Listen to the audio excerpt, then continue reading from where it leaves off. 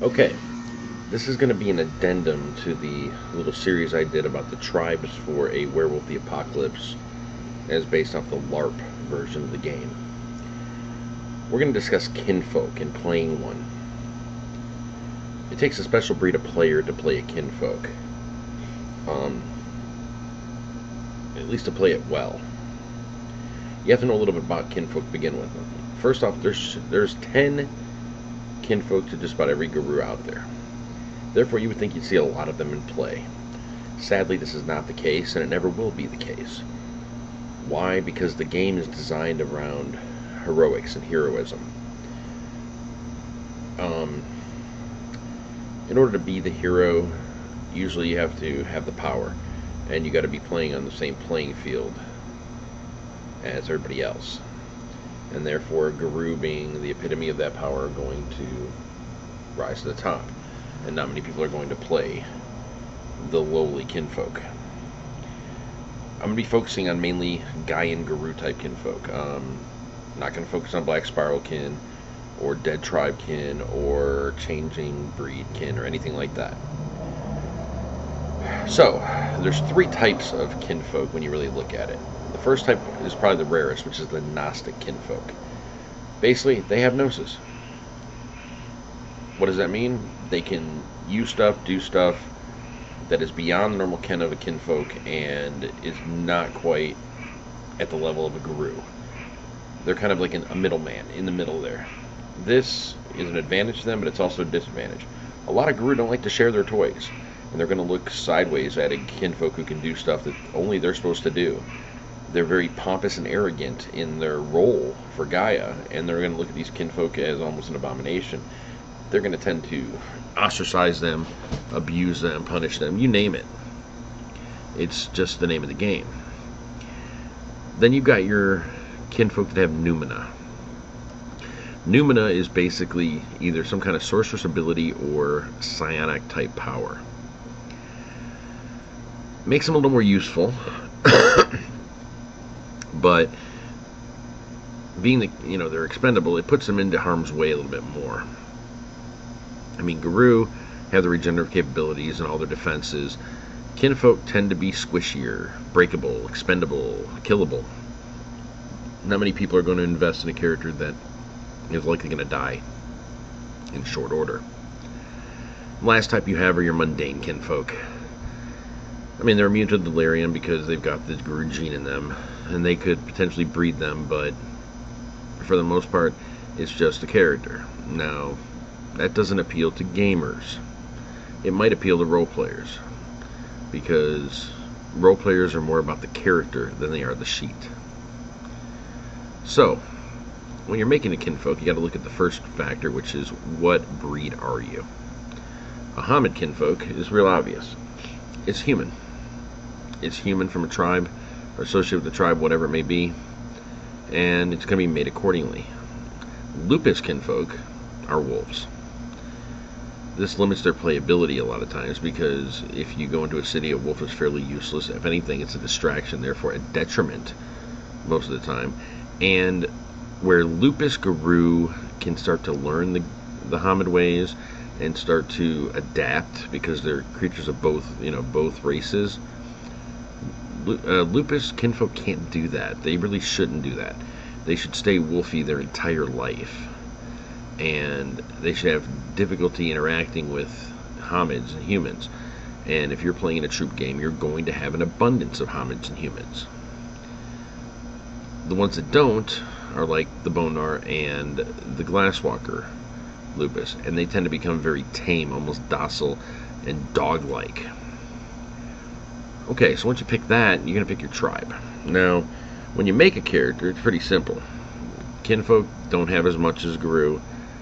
They're going to be focused mainly around skill, their abilities and their backgrounds.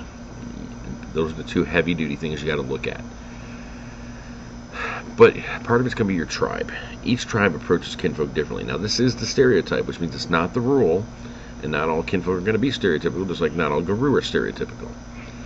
But when you're looking at it, you got to look at how the tribes look at them. Black Furies. Let's start with them. Okay. The Black Furies are a female-dominated tribe. The only males they have tend to be the Metis when it comes to Guru. Obviously,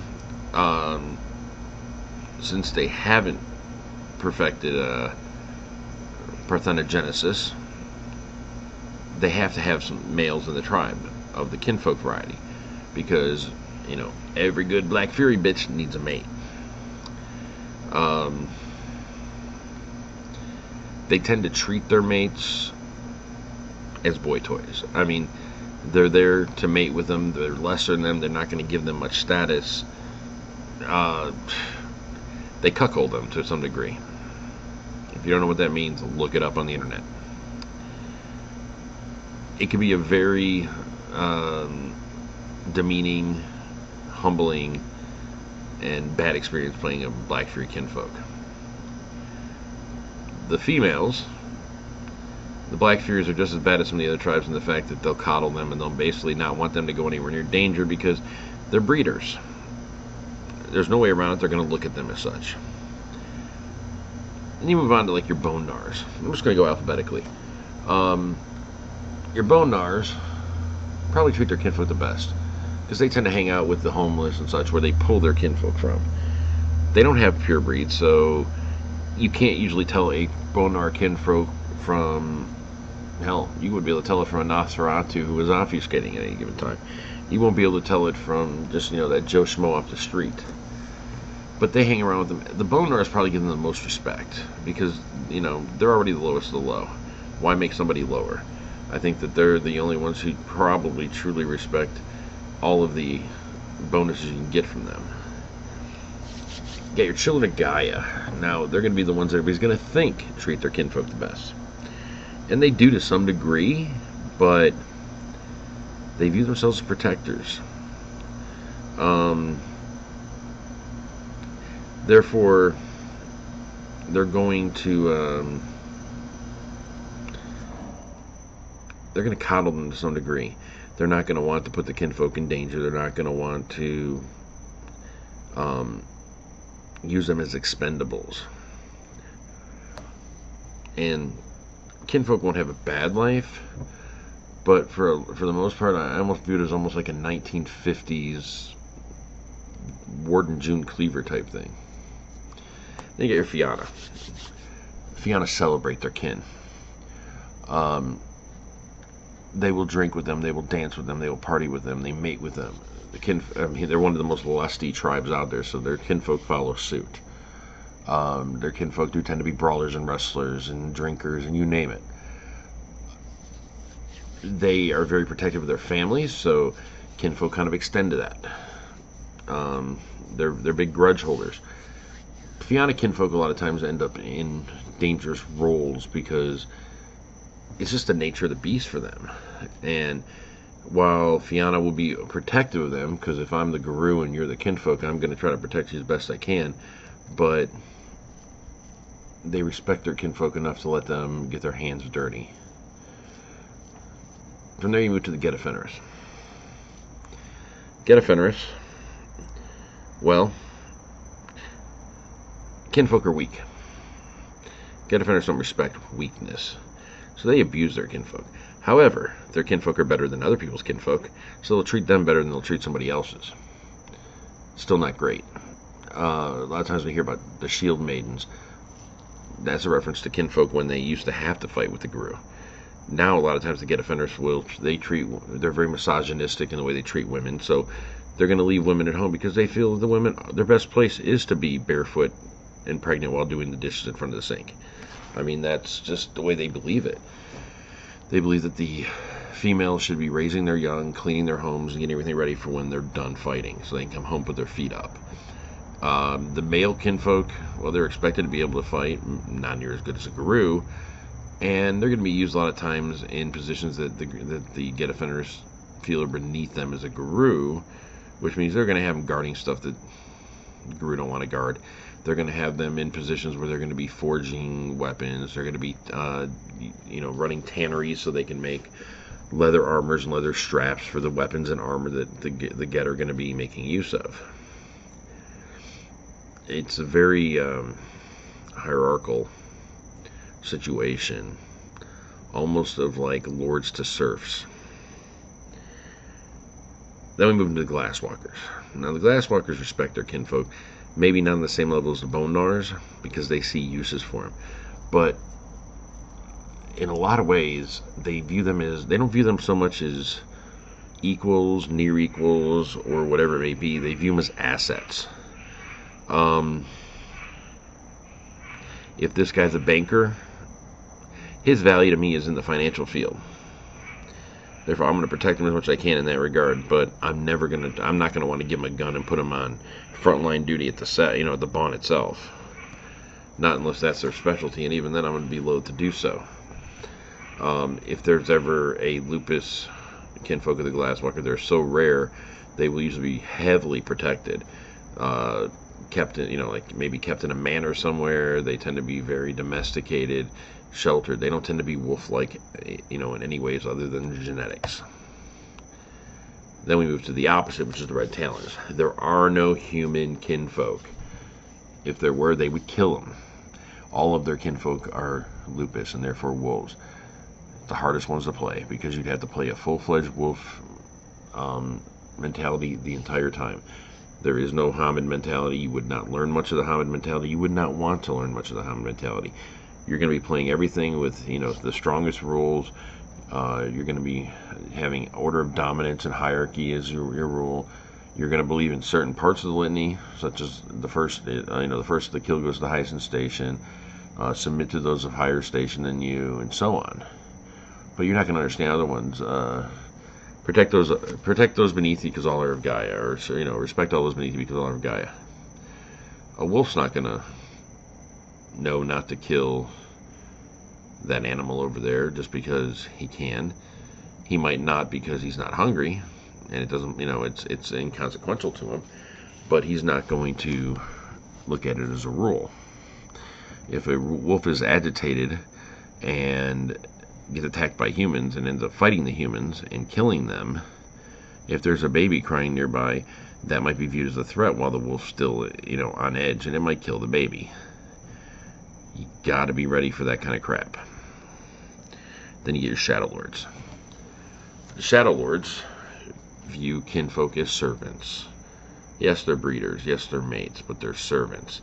They tend to be very abusive of them. They tend to be very domineering and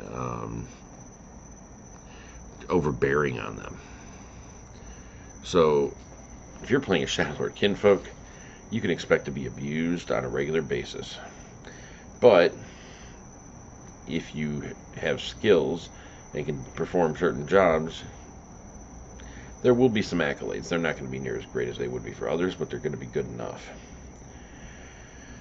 Silent Striders. Most of their kinfolk tend to be travelers, because that's what they do. So you don't tend to see a lot of the overbearing nature, because they're going to only run into each other on certain occasions or at set meeting points and so on. They kind of share the mentality of the Striders themselves. They like to wander. A lot of them tend to be gypsies or nomads and so on. They don't necessarily like to call someplace home, so they don't like to make long-term ties, heavy-duty ones. So you got to think about that. Silverfang. Now, the Silverfang used to poach the hell out of kinfolk, and a lot of theirs are royalty or important, prominent people. Now, unfortunately, a lot of the kinfolk start to suffer the same maladies as the parent tribe, which is the inbreeding.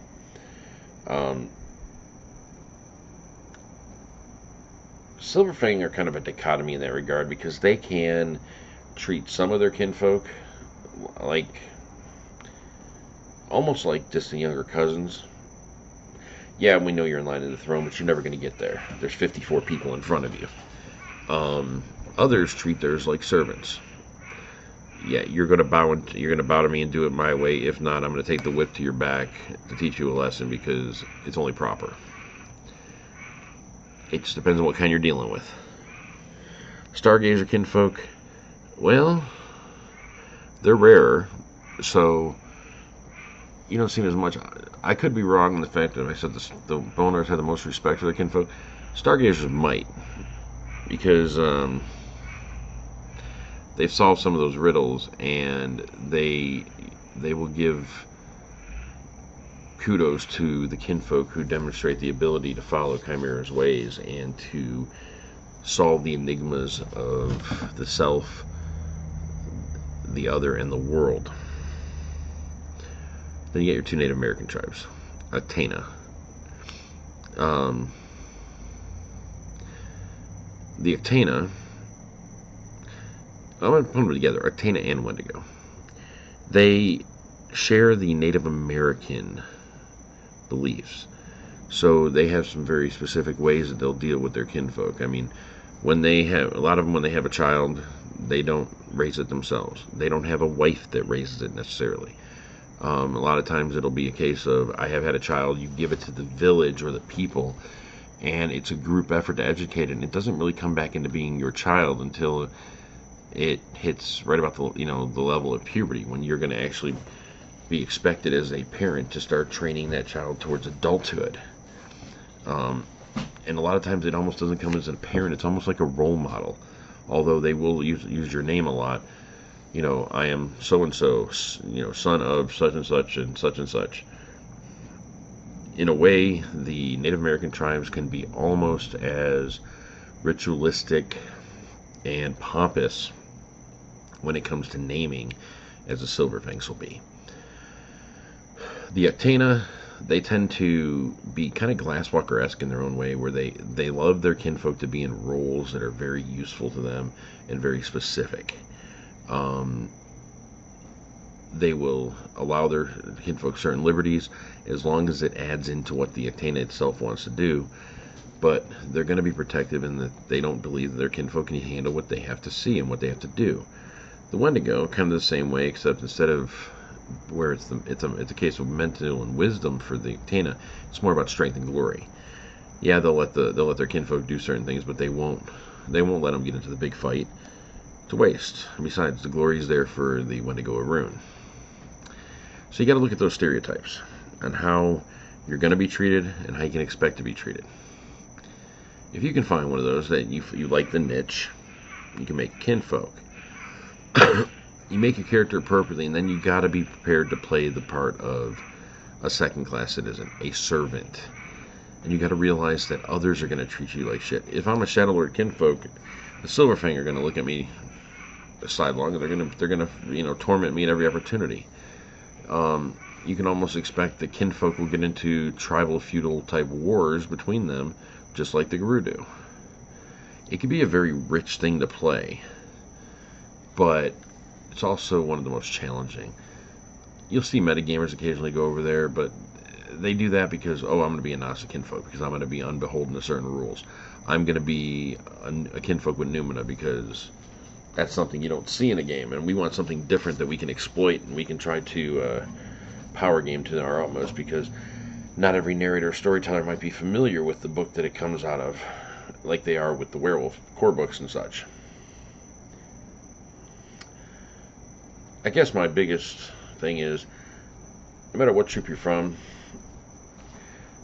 kinfolk should be played in two instances.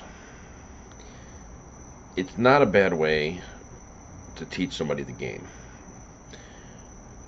I've always found that if you are given something, if you're given a weak position, a weak character, whatever it may be, the development of that character and the value you place on what it can do give you a better appreciation for later down the road, and a better understanding of how to progress and properly develop something, so that you're not going to be left hanging high and dry because you don't know how to use your powers, or you didn't design your character right, or whatever it may be.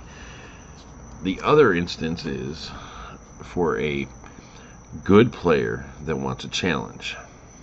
It can be very rewarding, but it can be very mentally draining, especially to those who are very prideful, because not many people like taking a second stage role where they're going to be happy being somebody's servant or follower or mate or whatever it may be.